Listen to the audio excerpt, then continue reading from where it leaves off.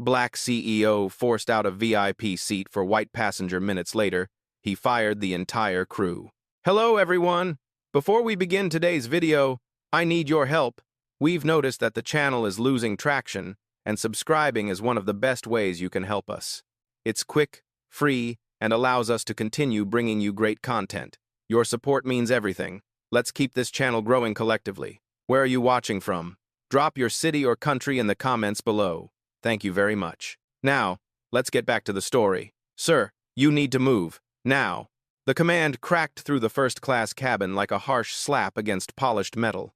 Conversations stalled. Crystal glasses paused mid-air. A sudden, weightless silence spread through the aisle as every passenger glanced up over their tablets and newspapers. The flight attendant, a blonde woman with a perfect bun and a practiced smile sharpened into something colder, stood planted beside seat 1A, the most coveted spot on the aircraft. Her voice carried the brittle sharpness of someone used to being obeyed. "This seat is reserved for VIP status members," she repeated, slowly, loudly, as if addressing a child. "Real VIPs." Not 3 feet away, Jamal Reed lifted his gaze, calm, composed. His boarding pass still visible on his lap. He didn't argue, didn't raise his voice. He simply breathed once, deeply, as though steadying the air around him. Across the aisle, a middle-aged white man with a designer travel bag lounged smugly behind dark sunglasses. He hadn't even looked up, yet his smirk told the story. He knew exactly what this was. The attendant turned toward him with a brightness that didn't exist a second ago. "Mr. Halston, your seat is ready," she said, gesturing with both hands like she was unveiling a throne. "We apologize for the inconvenience. Some passengers don't understand our seating policies." A ripple went through the cabin, a few raised brows, a few quiet snickers, a phone angled discreetly from row 2. Travelers sensed drama the way sharks sense blood. Jamal kept still. The overhead lights washed over his dark suit, quiet and perfectly cut. His passport peeked out from his pocket, an understated black leather case. Nothing flashy, nothing loud. Just precise. The attendant leaned down slightly, lowering her voice but not her contempt. "Sir, I need you to move back to business class," she said. "You're delaying our departure." He finally spoke, his tone smooth as glass. "This is the seat printed on my boarding pass." "Yes," she snapped, "but seating adjustments can be made at the crew's discretion, and this seat needs to be reassigned. A beat. Please collect your things." Behind her, the man now taking ownership of Jamal's seat stretched like a satisfied cat. "Don't make a scene," he drawled, not bothering to look at him. "These upgrades are complicated. It's nothing personal, but the cabin knew better." Everyone felt the rotten undercurrent inside his tone. 2 women in 1C and 1D whispered behind manicured hands. One murmured, "I knew it. Doesn't look like he belongs here anyway." The other nodded, eyes lingering on Jamal's suit the way people inspect a counterfeit. A soft ding sounded as the seatbelt sign blinked overhead, but the tension didn't move. The attendant's smile thinned. "Sir, stand up." Jamal didn't move.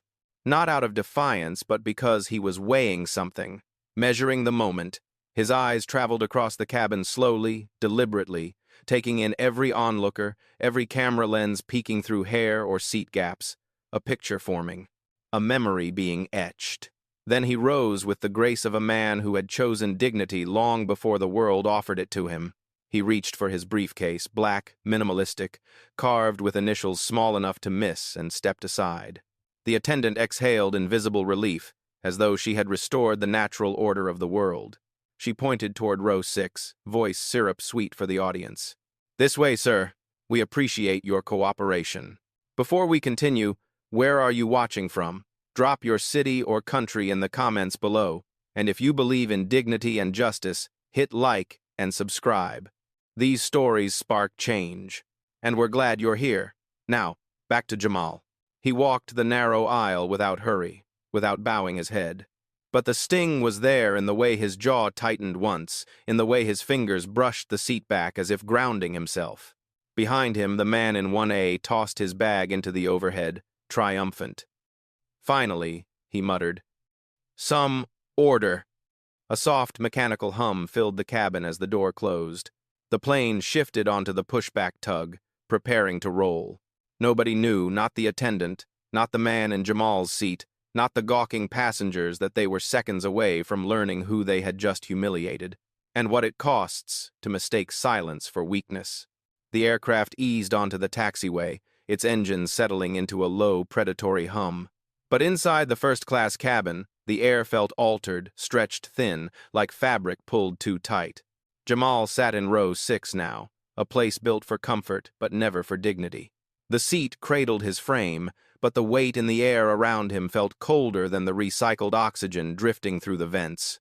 He placed his briefcase beneath the seat, every movement measured, precise. He didn't look back toward 1A.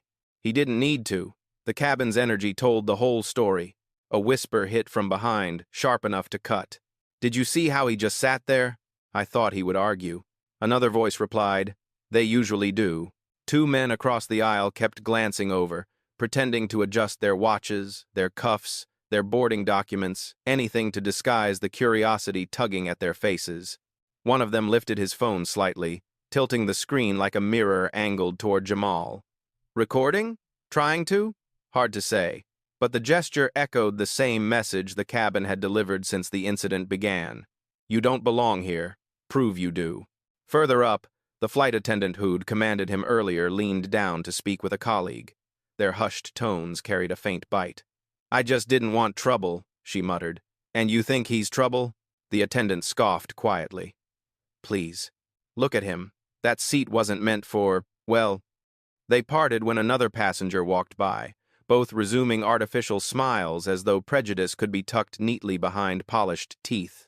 A baby cried somewhere in row 9. A champagne flute clinked against metal, the analog of a world going on, but every breath felt misaligned, as if the aircraft itself sensed a fracture it couldn't name. Jamal rested his hands on his knees. Still, centered, his breathing even.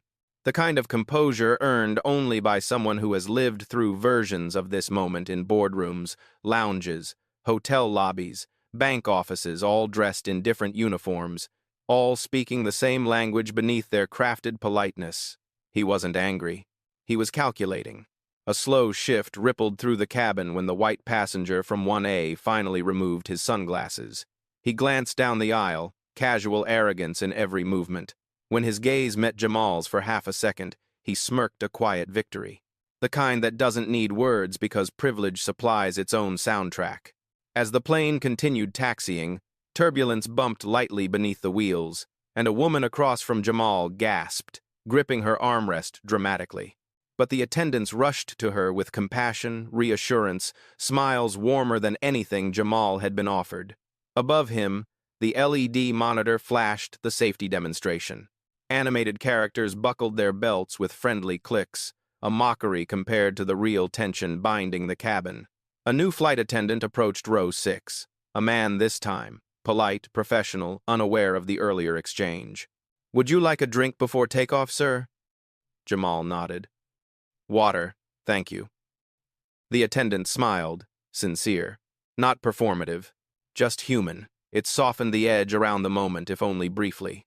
Passengers watched the exchange with quiet surprise. Some seemed relieved he wasn't volatile. Others disappointed the spectacle was ending. One woman whispered, "Hez calm. Too calm." Calm wasn't safety. Calm was the warning sign before the shift. The engines grew louder as the aircraft neared the runway threshold. Lights dimmed. Shadows stretched across the cabin walls in long, blade-like silhouettes. Someone coughed. Someone laughed too loudly. Someone muttered, "Finally." No one noticed the way Jamal's thumb tapped twice against his knee, a silent signal, a habit born from years of decisive moments. No one saw the change in his eyes, the subtle tightening around the edges, the quiet lock-in that happened when he made a choice that would ripple outward. From the flight deck, the captain's voice crackled through the speakers. "Cabin crew, prepare for takeoff." In row 6, Jamal straightened his cuffs with the composure of a man readying himself not for confrontation, but for correction. And somewhere beneath the hum of engines and the murmuring privilege of 1A, the sky waited to be rewritten. The plane surged forward, engines roaring as it raced down the runway, but inside row 6, Jamal Reed's stillness felt louder than the thrust, pushing the aircraft into the sky. The moment the wheels lifted off the ground, the cabin's vibration softened, a perfect canvas for memory to rise. And it did, not in flashbacks, but in the quiet layering of truth beneath his breath. Most people on this flight believed they understood power. They wore it in tailored suits, carried it in monogram bags, flashed it through platinum cards that gleamed whenever they reached for champagne. They displayed power like jewelry. But Jamal? He built it. 42 years old. Founder and CEO of Arian Holdings, a private equity giant with stakes across aviation, logistics, aerospace, and global transport. Quiet, invisible to the public eye, by choice, interviews declined. Photographs rare. His companies spoke for him, efficient, dominant, impossible to ignore. And yet, the irony hung heavy. He held controlling interest in the very airline they were flying. He owned more of this fleet than the board chair who signed the annual report, more than the founding family who still clung to legacy by fingernails, more than the passenger sitting in his seat, basking in privilege that was, ultimately, borrowed from him. They didn't know his face. That was the part that stung, not the insult, but the smallness of their ignorance. The aircraft leveled off into smooth altitude. Jamal's water arrived quietly, condensation beading along the plastic cup. He thanked the attendant with a nod, his voice a calm note against the messy choir of murmurs ahead. His mind drifted not to vengeance, but to origins. A mother who worked double shifts at a Baltimore hospital, her scrubs smelling of antiseptic and exhaustion. A father who drove city buses for 26 years, hands permanently calloused from the wheel. A boy who studied under streetlights when the electricity bill slipped behind. A scholarship earned, not given. A job in aerospace finance where he was mistaken for the intern more times than he could count. He survived boardrooms by being sharper, faster, quieter, the kind of quiet that is not submission but precision. A quiet that disarms, gathers, and waits for the right angle. Every deal he ever closed carried the fingerprints of men who underestimated him. Their mistake, his advantage. Head spent 2 decades climbing through industries designed not to let people like him hold the keys. When he founded Arian Holdings, he didn't announce it with fanfare. He let the numbers speak. Within 6 years, he owned slices of airports, terminals, refueling hubs, freight carriers, and 7 airlines, including the one he was sitting on now. The safety card in his seat pocket bore the logo of a company that answered to him financially, even if the crew didn't know it yet. He didn't buy power to flaunt it. He bought it to protect people who never got seats like 1A. But life had a habit of circling back, testing the walls he built, forcing his hand at moments like this, moments when prejudice forgot to be subtle. A faint ding signaled the end of the seatbelt requirement. The man in 1A reclined deeply, sighing with satisfaction, as if asserting ownership of comfort. The attendant laughed at something he said, her voice lighter, freer. The way people sound when they think the hierarchy has been restored. Jamal watched, not with bitterness, but with a clarity that sharpened the air. He didn't like making examples of people, but he believed in correction, not through rage but through precision. The moment the plane reached cruising altitude, his phone buzzed once in his lap, screen lighting up just enough for him to catch the preview. Rachel, Chief of Operations. Ready when you are. Jamal's eyes narrowed slightly, not in anger, but in the quiet tightening of a man recognizing the hinge point of a story. He hadn't chosen what happened in row 1A, but he would choose what happened next. And the cabin, all its whispers, all its judgments, all its borrowed privilege, had no idea that the sky they were flying through was about to change temperature.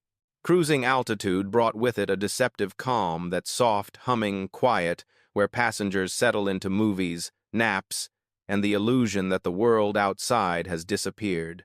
But inside row 6, the quiet wasn't rest. It was alignment. Jamal adjusted the cuffs of his charcoal shirt, each movement deliberate, almost ceremonial.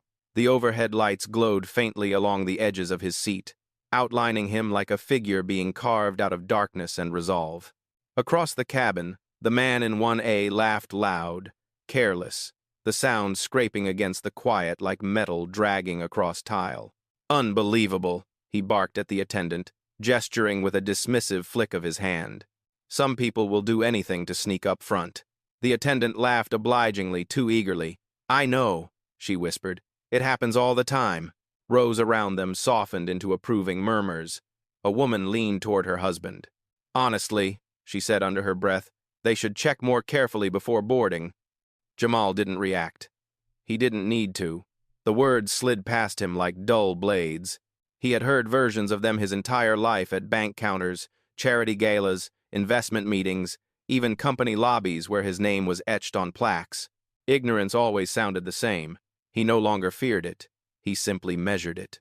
A subtle vibration buzzed against his thigh, the phone in his pocket, screen lighting briefly. Rachel again. Rachel. Everything's set. One word from you. He locked the screen with his thumb, inhaling once, deeply. Calm, not passive. Controlled, not silent.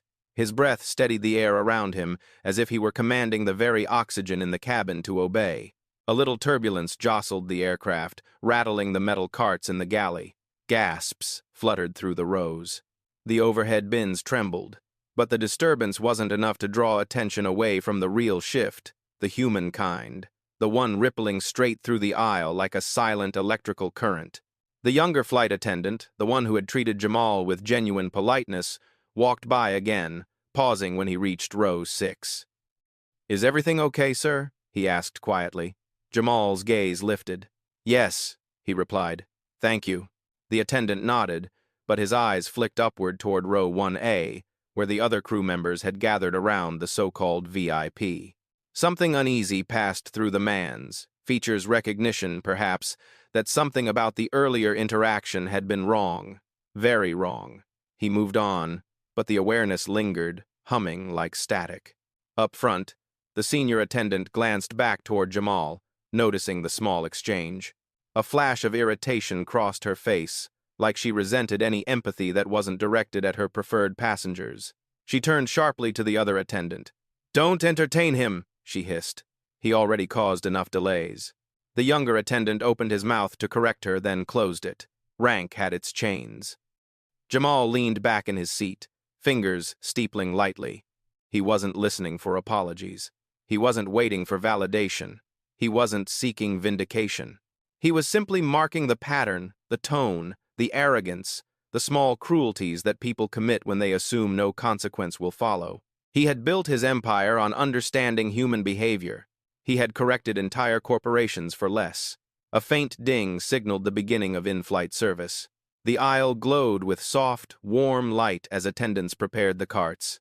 Passengers unfolded trays, unaware that the tight weave of the cabin's hierarchy was about to fray. The man in 1A snapped his fingers. Literally snapped. Hey, sweetheart, he called. I'm going to need champagne the moment you reach my row. And be quick, we've had enough delays for one flight. Sweetheart. Quick. Delays. Every word a pebble tossed at the dignity he believed he owned. Jamal rested his elbow on the armrest, his fingers brushing the cool metal surface. His eyes drifted toward the curtain separating first class from the rest of the plane. That thin strip of fabric, that arbitrary line. People built entire identities around lines like that. He tapped his thumb once against his knee. A habit, a signal, a countdown.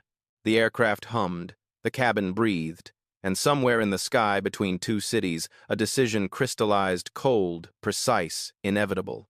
Jamal exhaled softly, the sound barely audible. Then he opened his phone. Whatever happened next wouldn't be loud. It would be final. The glow from Jamal's phone lit his face in a soft, icy halo, calm, unbothered, but terrifyingly focused.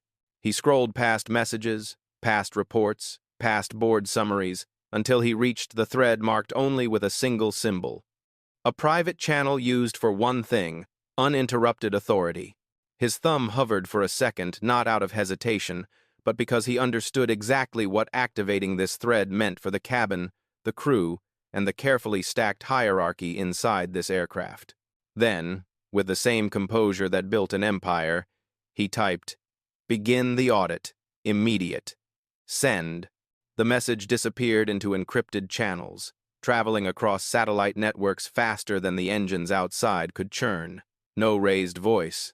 No confrontation. Just one sentence, delivered with the quiet certainty of a man used to pressing levers others don't even know exist. 5 rows ahead, the senior attendant continued laughing with the man in 1A, unaware her career had already shifted into freefall. The plane dipped slightly through thin air, hardly a tremor, but enough to make the overhead lights flicker. A woman gasped. A toddler cried. The world inside the cabin felt suddenly fragile, like glass tapped by a fingernail. Then, Jamal's phone buzzed again. Rachel, audit command executed, HQ notified, airline CEO en route to internal call. Want escalation? Jamal typed back one word, hold.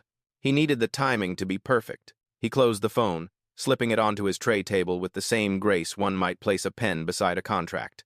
Nothing dramatic, nothing declarative. Power rarely needed volume. A moment later, a flight attendant's voice crackled through the intercom, not the senior attendant, but the pilot's first officer. There was tension, carefully smothered beneath professional tone. Ladies and gentlemen, we've just been informed of a required operational check. We'll be holding at altitude for a few minutes. Thank you for your patience. The cabin murmured in confusion. A delay without turbulence, without storms, without cause. Passengers shifted, glanced around, brows furrowing.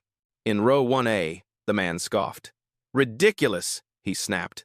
This airline gets worse every year. He pressed the attendant call button like he was owed the sky. The senior attendant hurried toward him, already apologizing. I'm so sorry, Mr. Halston. Well, bring you another drink.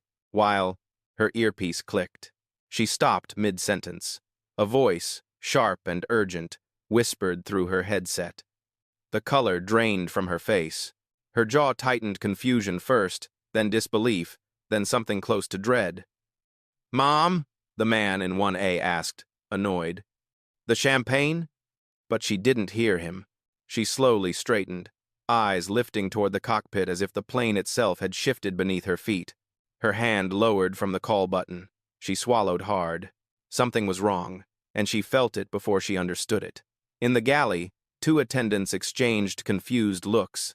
One checked the service tablet twice, tapping hard at the error message flashing across the screen. ACCESS. Revoked contact ground admin error code, after error code, pinged to life across their system.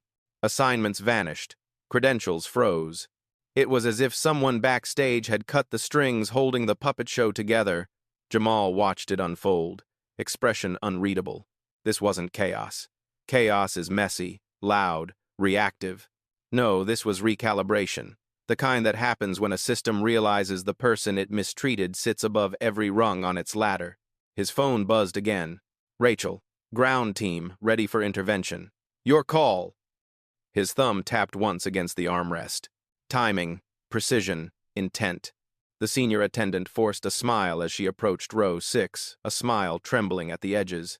She stopped in front of him, posture suddenly stiff, as though facing someone she wasn't prepared to address. Mr. Reed? She said quietly, uncertainty dripping from each syllable. He met her eyes. Yes. She inhaled, then exhaled sharply. Ground control is requesting your presence. Immediately. They said it's urgent. They said you have authority clearance. Around her, passengers perked up, curiosity snapping into alertness. The man in 1A frowned. Why him? What authority? Jamal rose smoothly from his seat, and when he stepped into the aisle, the cabin seemed to tilt not from turbulence, but from the unmistakable shift of power returning to its rightful owner. What happened next wouldn't just expose the truth. It would end careers.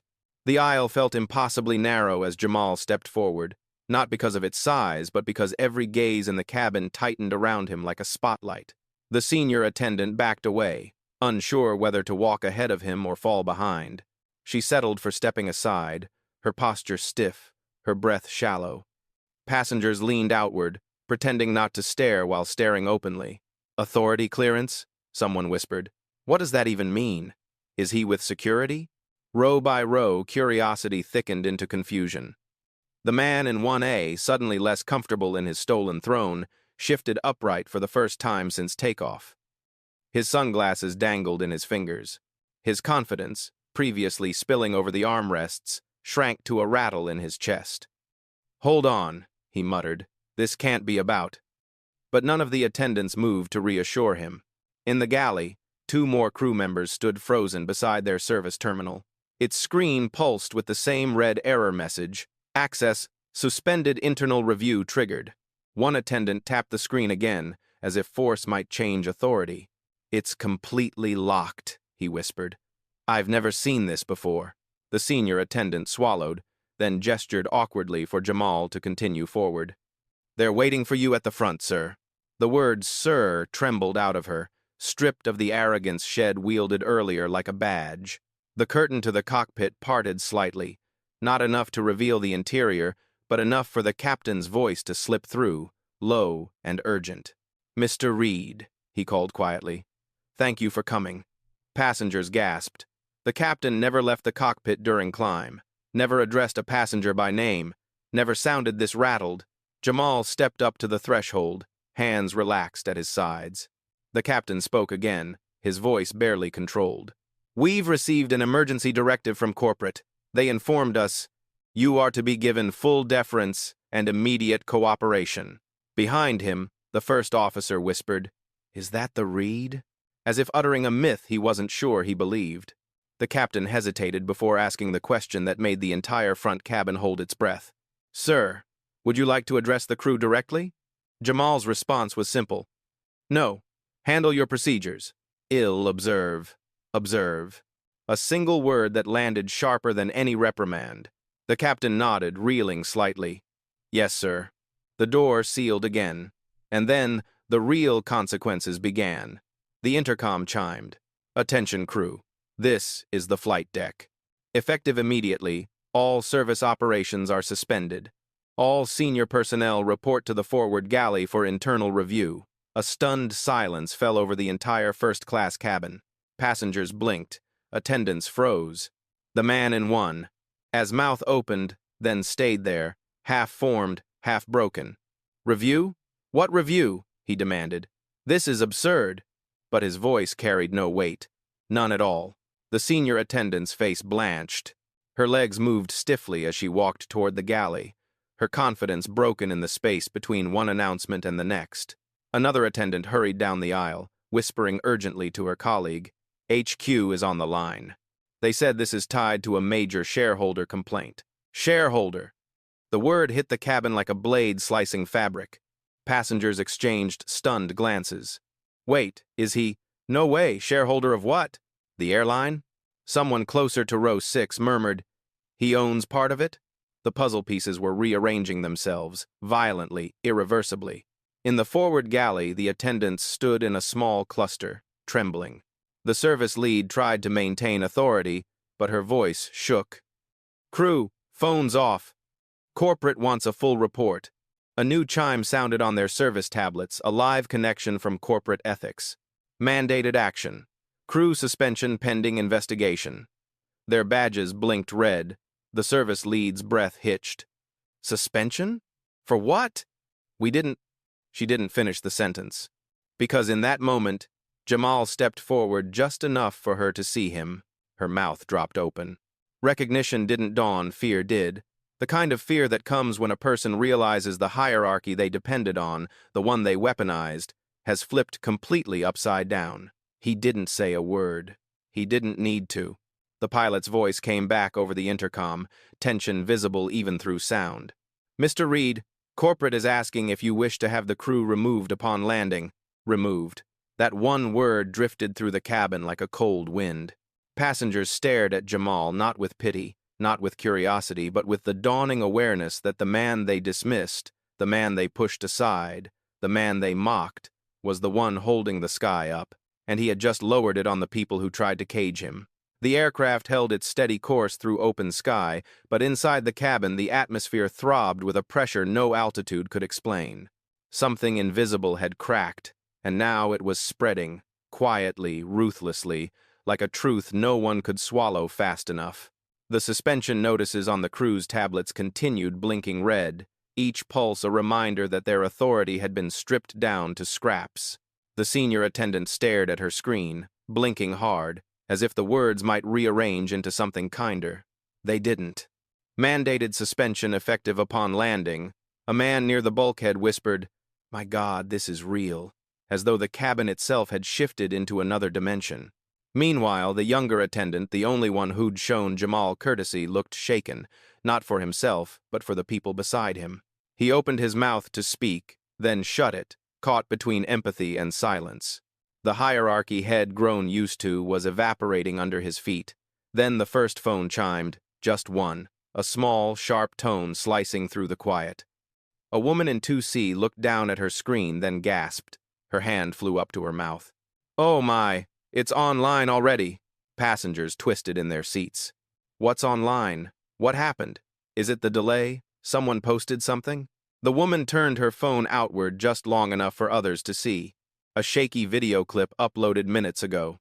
Jamal being told to move. The crew humiliating him. Laughter from 1A. The insinuations. The insult disguised as procedure.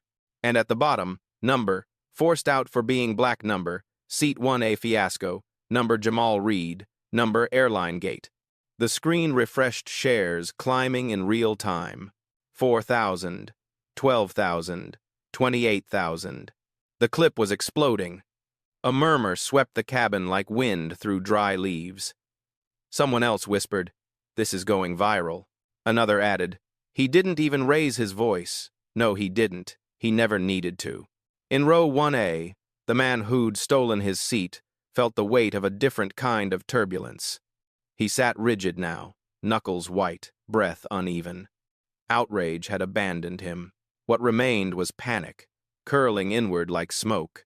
He grabbed the senior attendant's wrist. "Fix this," he hissed. "Tell them it's exaggerated. Tell them he misunderstood. Do something." She pulled her arm away, voice hollow. I can't." "You mean you won't?" "No," she whispered. "I mean we lost access. The system locked us out of everything." Somewhere mid-cabin, another phone dinged, then another, then 5, then a whole wave. Screens lit up like a constellation of truth. Financial blogs posting. Aviation news sites picking it up. A major business outlet tweeting, "Sources confirm. Passenger involved is Arian Holdings CEO." Passengers pivoted in their seats, stunned. Murmurs grew sharper, louder. "Has the CEO? Of Arian? That's practically half the airline's funding. He owns their international routes, good Lord." The shift was almost physical, a collective inhale, as though every person suddenly understood the scale of their misjudgment. A woman with a diamond bracelet clutched her husband's arm. "We were laughing," she whispered, eyes filling with dread. "I was one of the people who laughed." The cabin felt smaller now, more fragile, more honest. Jamal remained standing near the galley, hands relaxed, posture unshaken. He wasn't basking. He wasn't even observing the passengers who stared with newfound caution. He was thinking, calculating, reading the room the way others read turbulence charts. Another notification pulsed on his phone, not from Rachel this time, but from a global news outlet. Jamal Reed, trending worldwide, fast, relentless, unstoppable. The younger attendant approached Jamal carefully, respectfully. "Sir," he said softly, we're so sorry for what happened. If there's anything you need," Jamal regarded him for a moment, the only crew member who had spoken to him without prejudice. "Continue your duties," he said gently. "You've done nothing wrong." Relief washed through the young man's eyes. Gratitude, too. Meanwhile, in row 1A, the formerly smug passenger leaned forward, whispering sharply to the woman beside him. "This is insane! He could ruin us!" The woman didn't respond. She was too busy staring at Jamal, not with fear, but with the sobering realization that privilege had blinded her into cruelty. Another news alert buzzed across multiple screens. Airline leadership schedules emergency call. Potential for executive firings. Executive firings. The words clamped over the cabin like steel. The fallout wasn't coming. It had already begun. And the people who had laughed the loudest were now the ones falling silent as the sky bent itself around the quiet wrath of a man they should never have touched. The plane sliced through a calm stretch of sky, but inside the cabin, nothing felt calm anymore. Every passenger sat a little straighter, breaths quiet but quick, as though afraid to disturb the air that now bent toward one man. Jamal stood near the galley, phone in hand. posture composed, not triumphant, not vindictive, just steady, like someone preparing to redirect the entire weight of the moment. A new notification pulsed across his screen. Rachel. Media waiting for statement. Recommend clarifying your stance. He typed back. No statement, not yet. He didn't want spectacle, he wanted consequence to mean something. He slipped the phone into his jacket just as the captain's voice came through the speakers again, strained yet formal. Ladies and gentlemen, we appreciate your patience as we coordinate with ground control.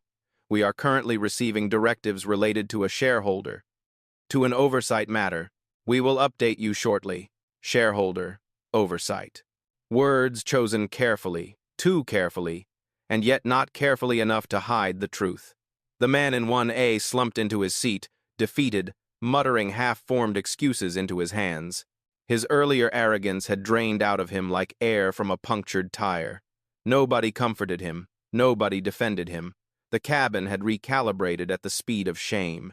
Meanwhile, the senior attendant approached Jamal with a stiffness that wasn't professionalism, it was fear, pretending to stand tall. "Sir," she stammered, we want to apologize, truly." If we had known, Jamal cut her off gently but firmly. "That was the problem," he said. "You didn't think you needed to know." Her throat bobbed. She stepped back. The younger attendant remained near the galley, watching quietly the one person who hadn't judged him on appearance. Jamal gave him a brief nod, acknowledgement without fanfare. The young man's shoulders eased, almost imperceptibly. A ding echoed through the overhead speakers. Another cabin announcement, not from the flight crew but from ground operations. "Attention crew, this is corporate command. Upon landing, all staff involved in the incident will be escorted to debrief and placed on administrative leave pending review."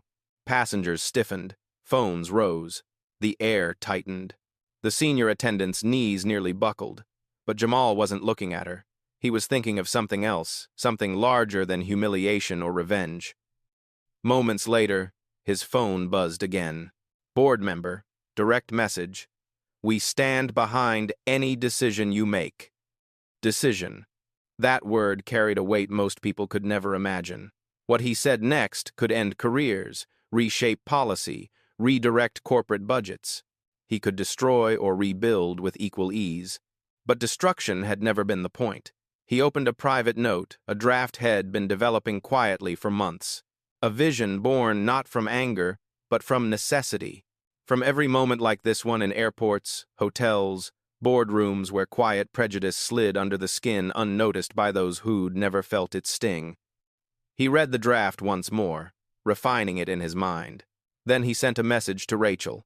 Allocate 20M from the discretionary fund. Launch the Aerian Access Initiative. Seconds later, Rachel replied, "Confirm? That's the program for yes." The plane hummed around him, unaware of the quiet revolution taking shape in its cabin.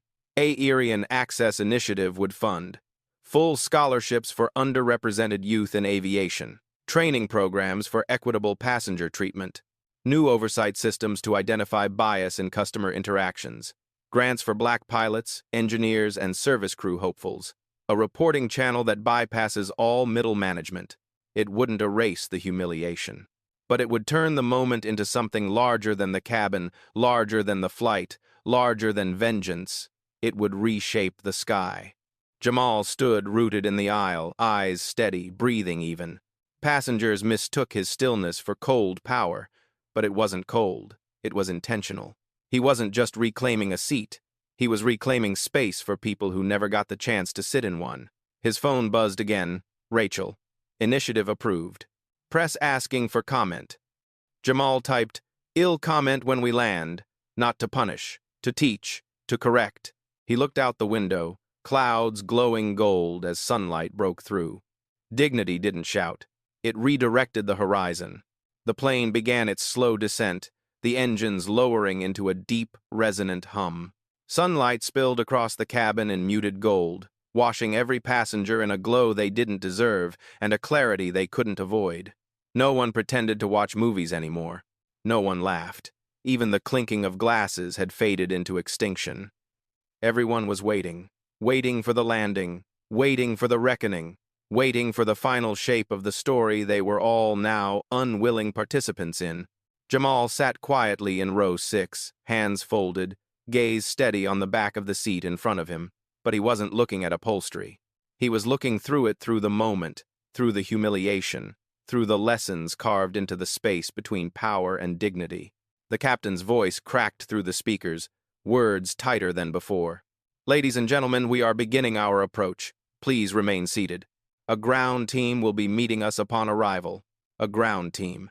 That phrase alone sent a ripple through the rows. The man in 1A let out a shaky breath. He had stopped pretending confidence 2 altitudes ago.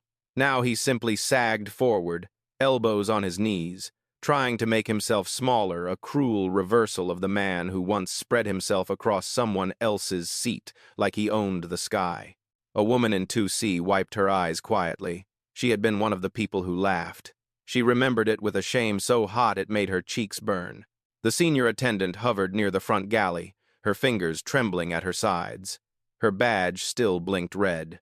And yet, in the middle of it all, the younger attendant, the only one who had treated Jamal with humanity, stood composed, though clearly shaken by everything unfolding. He kept glancing toward row 6, the unspoken question in his eyes. "Are you okay? Do you need anything? Will I be next?" The landing gear deployed with a heavy clunk that vibrated through the entire cabin, a mechanical punctuation mark foreshadowing consequences. The plane touched down, tires screeching lightly against the runway. Gasps fluttered through the aisle as the cabin lunged forward, then steadied. The runway blurred past the windows, followed by the sudden stillness of a taxi-in that felt like judgment closing in on all sides. When the aircraft stopped at the gate, the jet bridge hadn't even fully docked before a line of airline executives appeared outside the window, visible through the glass. Suits, serious faces, phones already in hand. They weren't there for the pilot. They weren't there for the passengers. They were there for one man. The intercom chimed again. "Ladies and gentlemen, please remain seated. Corporate representatives will be boarding momentarily." No one moved. No one dared. The door opened with a hydraulic hiss, and 3 executives stepped inside, one from HR, one from operations, and one from corporate compliance. Their expressions were tight, sharp, rehearsed for crisis. But the moment they saw Jamal, their entire demeanor shifted. They straightened, their posture realigned, their voices softened. "Mr. Reed," the operations lead said, his tone reverent, "we're here to escort you personally." The man in 1 visibly flinched. Passengers watched with wide eyes as Jamal rose from his seat, but instead of following immediately, he paused and looked at the younger attendant. "You," Jamal said quietly. "What's your name?" The attendant swallowed. "Aaron, sir." "You treated me with respect," Jamal said. "Not a compliment, a recognition. When this review concludes, you will not be penalized. I'll ensure that." Aaron's breath broke in relief, shoulders sagging. Then Jamal turned not toward the senior attendant, not toward the man who took his seat, but toward the cabin as a whole. His voice wasn't raised, but it carried with a weight only dignity could sharpen. "May this cabin remember something," he said. "Power isn't the seat you're given. It's the character you show when nobody's watching." Silence swallowed the cabin whole. He walked forward, executives parting for him like a tide. But just before stepping through the door, he stopped beside the senior attendant. She froze entirely, breath locked in her chest. Jamal didn't look angry. He didn't look triumphant. He simply looked resolute. "I don't ruin people," he murmured. "I reveal them. What happens next is up to your reflection, not my decision." Then he left her standing there, small, trembling, and stripped of the armor she once wore so confidently. As Jamal stepped into the jet bridge, cameras flashed in the distance, press already gathering, but he didn't linger, he didn't posture, he didn't perform. He walked with the same quiet gravity he carried onto the plane, except now the world behind him understood what that quiet really meant. Dignity doesn't shout. It doesn't need to. It simply opens the door, walks through it, and lets the sky close behind.